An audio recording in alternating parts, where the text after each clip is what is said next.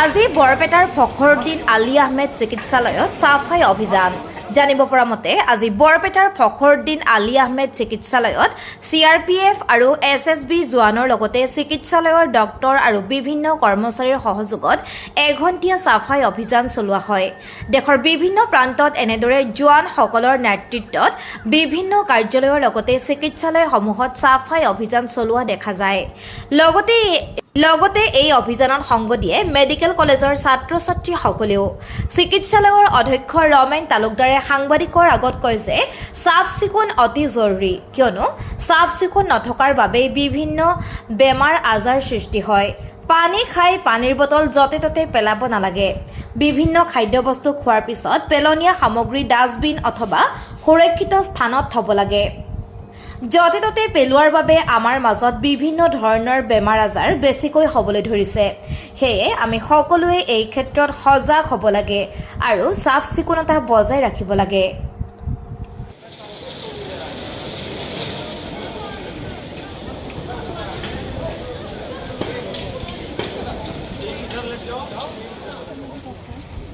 আপোনালোকে দেখা পাইছে যে আমি আজি গোটেই ভাৰতবৰ্ষখিনি স্বচ্ছতা হি সেৱাৰ আমাৰ যিটো কাৰ্যক্ৰম লৈছোঁ মাননীয় প্ৰধানমন্ত্ৰী ডাঙৰীয়াৰ নিৰ্দেশ মৰ্মে আমাৰ আজি বৰপেটা চিকিৎসা মহাবিদ্যালয়ত আমাৰ 27 বেটেলিয়নৰ সকলো মুৰব্বী অফিচাৰ আছে, আমাৰ কমাণ্ডিং অফিচাৰ আছে, ডেপুটি কমাণ্ডিং আছে, তেখেতৰ জোৱানসকল আছে, আমাৰ চিকিৎসা মহাবিদ্যালয়ৰ ছাত্ৰ ছাত্ৰী, শিক্ষক শিক্ষয়িত্ৰী, কৰ্মচাৰী আৰু আমাৰ ছিকিউৰিটি গাৰ্ড পৰ্যন্ত আমি সকলোৱে একেলগে শ্ৰমদান কৰিছোঁ।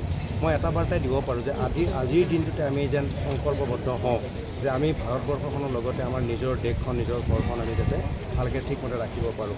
বহু সময়ত দেখা গৈছে যে আমি পানীৰ বটল লগাইছোঁ, ৰাস্তাত দলি মাৰি পেলাই দিছোঁ।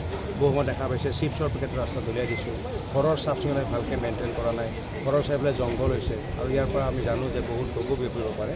গতিকে আজিৰ এই ক্ষণত আমি সকলোকে আহ্বান জনাইছোঁ যে আমি নিজৰ ঘৰখন, নিজৰ জিলাখন আমি চাফ চিকুণ ৰাখিব পাৰিলে আমি গোটেই দেশখনলৈ এই বাৰ্তাটা প্ৰদান কৰিব পাৰিম যে আমি চাফ চিকুণতা বৰ্তাই ৰাখিব পাৰিছোঁ। सेवा अभियान के तहत जो आज की थीम है गार्बेज फ्री इंडिया, उसके तहत और जो हमारे बल मुख्यालय का दिशा निर्देश था उसके अनुसार सशस्त्र सीमा बल 27 बटालियन हौली ने आज फखरुद्दीन अली अहमद मेडिकल कॉलेज बरपेटा में स्वच्छता अभियान चलाया। इस अभियान के दौरान 27वीं बटालियन के बहादुर जवान साथी, फखरुद्दीन अली अहमद मेडिकल कॉलेज के कर्मचारी, डॉक्टर्स और कॉमन पब्लिक का हमें सहयोग प्राप्त हुआ। इस अभियान के दौरान हमने 1 अक्टूबर 1 घंटा श्रमदान के अंतर्गत स्वच्छता अभियान चलाया और इसमें कैंपस की साफ सफाई के लिए विशेष अभियान चलाया गया। আপুনি চাই আছে দ্য ৰয়েল নিউজ।